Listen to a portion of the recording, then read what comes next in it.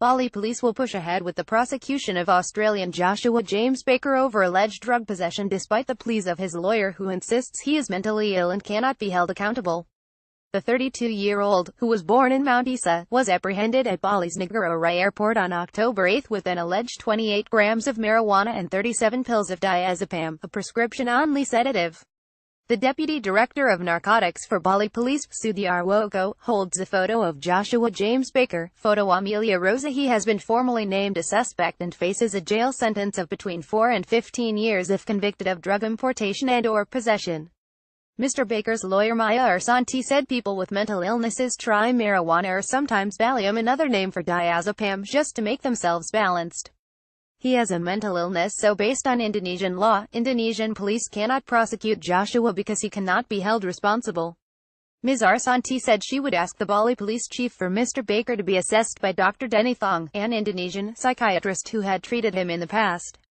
"We don't want our client to die here," she said dramatically. Ms. Arsanti later explained that the doctors at Bayangkara Trajata Police Hospital did not have Mr. Baker's medical records and did not speak good English. Joshua James Baker in custody in Bali with the alleged drugs found on him. Photos supplied. They stopped his medicine. My client then complained he felt pressure on his chest. "I am worried," she said. It was very strange that the police from the narcotics department had not allowed Dr. Thong to assess Mr. Baker on Wednesday. Bali Police's Deputy Director of Narcotics, Sudiarwoko, said Mr. Baker had answered questions put to him and it was considered that he could be held accountable for his actions. Anybody who has a legal problem with the police suffers some sort of mental problems. No one would happily face such a time. However, he said this was different to being so mentally unwell that a person could not be held accountable for their actions. If the person was crazy, if we asked him one thing he would answer another thing. He would then need to be released under the law. But Mr. Baker could answer the questions we asked him.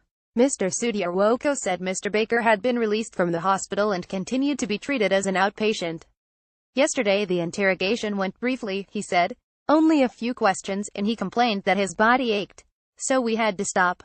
Dr. Thong said he had treated Mr. Baker 2 years ago and he had been mentally ill. He said it was his impression that Mr. Baker would have used the marijuana and diazepam to treat his illness rather than for recreational purposes. He has tried so many things. I have given him benzodiazepine to calm him down, but that also sometimes gives delusions. This is a strong medication. He said he would be able to provide a better picture if he was able to assess Mr. Baker again. Follow Jewel Topsfield on Facebook.